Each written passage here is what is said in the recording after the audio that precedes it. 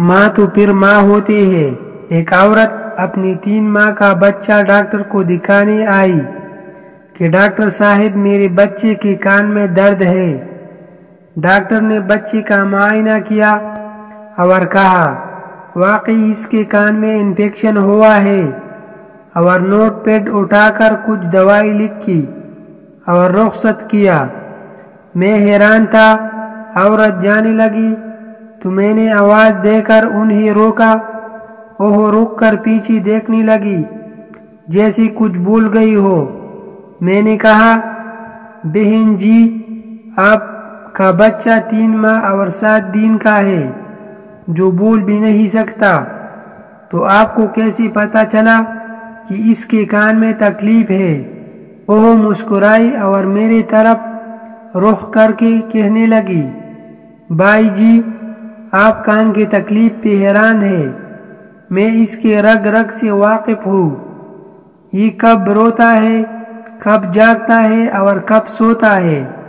मुझे इसके सारे दिन का शेड्यूल पता है, क्योंकि मैं माँ हूँ इसकी। इंसान को जब कोई तकलीफ हो तो इसकी दिन भर का शेड्यूल बदल जाता है, और खाने पीने सोने जागने के औकात बदल जाते हैं। तबीयत खराब होने से इंसान हर वक्त बेचैन रहता है। कल रात से मेरा बच्चा भी खिलाफ मामूल रोई जा रहा है। रात जाग के गुजारे मैंने इसके साथ।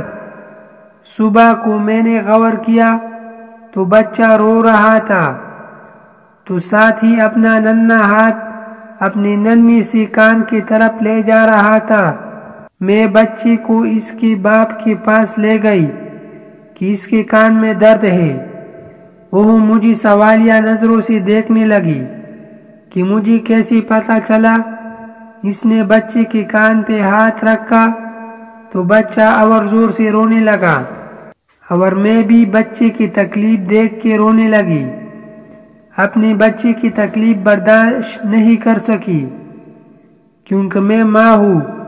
औरत चली गई और मैं नम आंखों से देर तक खड़ा सोचता रहा कि माँ 3 माह के बच्चे का दर्द समझ सकती है, और मैं रोजाना माँ से कितनी दफा झूठ बोलता हूँ, और वो यकीनन मेरे सारे झूठ जानते हैं, क्योंकि वो माँ है।